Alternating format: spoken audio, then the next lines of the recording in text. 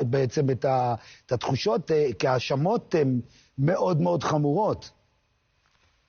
תראה, אנחנו ככה בתקופה לא פשוטה, תקופה מאוד עמוסה.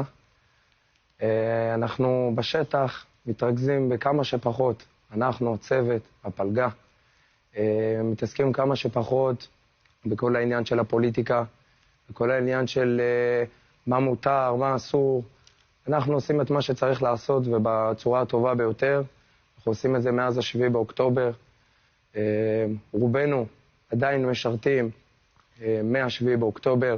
עזבנו את הבית, עזבנו את הילדים, עזבנו את האחים, האחיות, עזבנו חברים קרובים, איבדנו אנשים קרובים, חלקם גם חטופים כיום בעזה. תראה, המצב הוא לא פשוט, וכרגע מה שקורה בפנים, לנו בתור לוחמים, זה כואב לראות. אז בואו נעשה סדר רגע, בואו תסבירו לנו מה מותר, מה התפקיד שלכם בתוך שדה תימן, בתוך המעצר, מחנה המעצר הזה. תראה, לגבי התפקיד, עוד פעם, הוא תפקיד ברמת סיווג, ולכן זה יהיה פחות רלוונטי לדבר על התפקיד עצמו. חשוב מאוד להבין שכרגע מה שאנחנו מבקשים בתור לוחמים, אם ככה רוצים לשמוע את הצד שלנו ואת הקול שלנו, זה שהמצב הוא קשה והוא מסובך והוא מאוד עדין, וככה כל דבר הוא יכול להפוך לחבית נפץ, ולכן מאוד חשוב בתקופות האלו. אני מבין שכל האנשים הטובים האלה שבאו להפגין לטובת הלוחמים, עם אהבה גדולה ללוחמים, זה מוערך, אבל עוד פעם, כל עוד זה נשאר בגדר החוק ולא עובר את החוק. כי בסופו של דבר לנו, בתור התפקיד שלנו, זה יכול להפוך לגורם מפריע, גורם, במקום להפוך למשהו שהוא רלוונטי, הוא יכול להפוך... האמירה שלך מאוד מאוד חשובה, נדמה לי שאתה מתחבר גם לדברים שאמר ראש הממשלה, אתה אומר, אפשר להפגין, אפשר למחות בעד הלוחמים, אבל גם אתה קורא לא להפר את החוק, אני שומע ממך. נכון, אנחנו קוראים לא להפר את החוק, אנחנו, כמו שנאמר, מה-7/10 נמצאים בשירות מילואים, עזבנו משפחה, עסקים, על מנת להגן על מדינת ישראל. לצערנו, יש הרבה פרובוקציות במדינה שמנסות לסנדל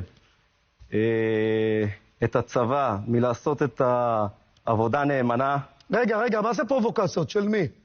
מי מנסה לעשות פרובוקציות שמונות מהצבא לעשות את העבודה הנאמנה? כמו שאתה מבין, בבית ליד כרגע יש מספר עצורים לחקירה, לוחמים, שעצרו אותם מביתם, מתוך בסיס חלקם, בצורה מאוד משפילה, ולצערי גם היום, כמו שכולכם יודעים, נעצרו חבר'ה בשדה תימן, סמוך לנוח'בות, למחבלים, שחלקם אני לא יודע אם הם ראו או לא ראו. זה מקום לא טוב למדינת ישראל, אנחנו צריכים לשמור על הלוחמים שלנו.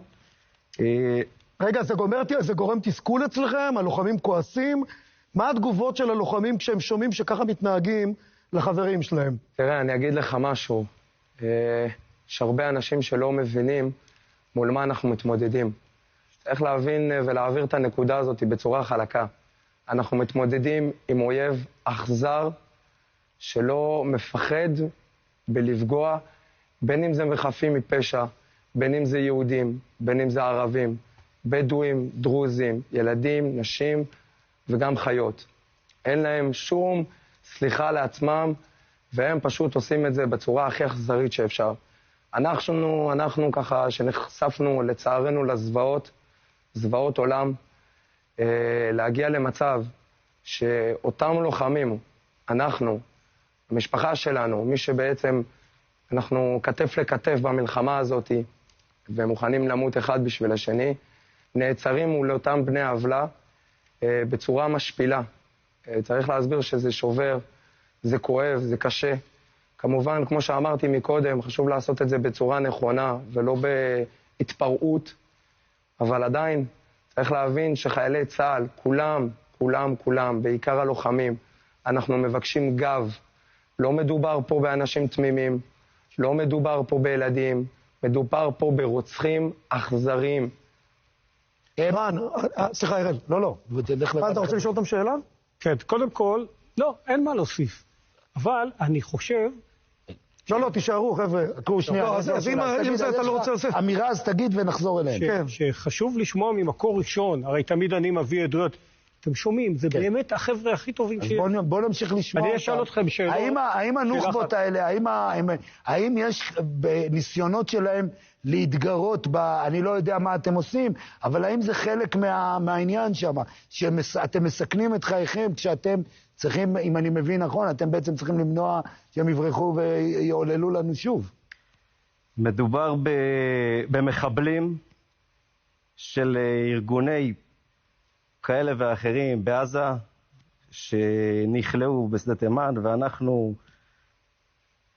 חלק משירותנו זה גם למנוע השתלטות עוינת, או חדירות כאלה ואחרות, ומדובר פה על ניסיונות שלהם כל הזמן לבצע פשעים, חלק מעזרה מבחוץ וחלק התארגנויות שלהם,